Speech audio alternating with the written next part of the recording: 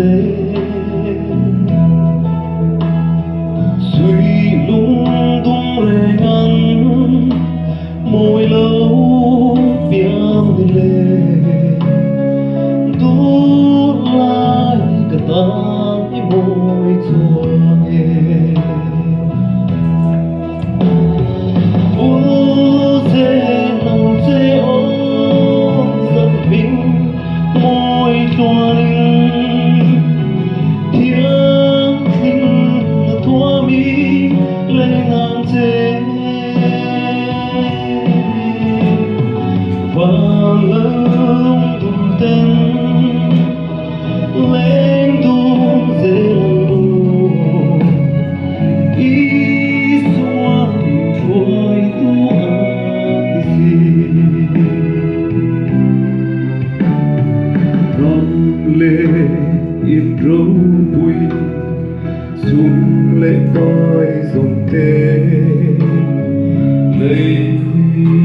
râu bụi đã tê con cá đã phình má mình phải thu ăn lâu ý xóa là ya ôm góc xe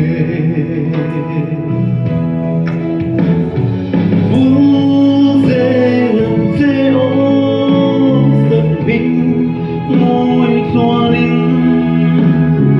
tiếng khinh là thua mi lên ngang dê và lưng tung tên lên tung dê ý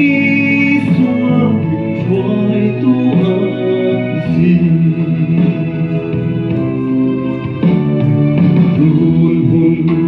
nặng nề nhìn qua luôn tọa rừng đêm trời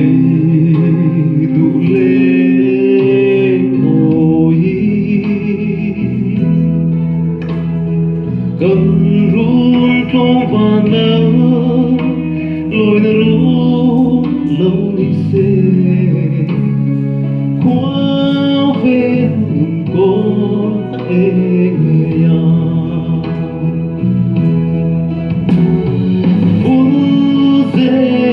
dê ôm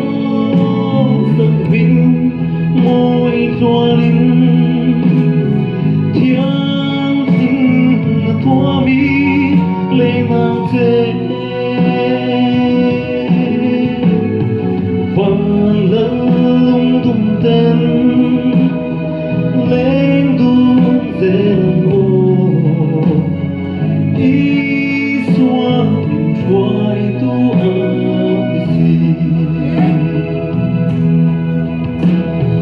ôi số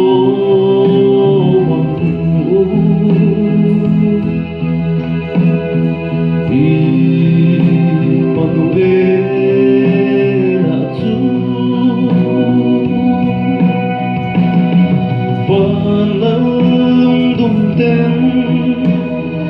lên tung dê lòng ý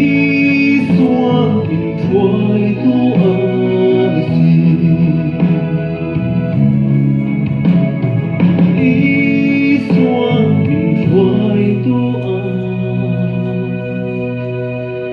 gì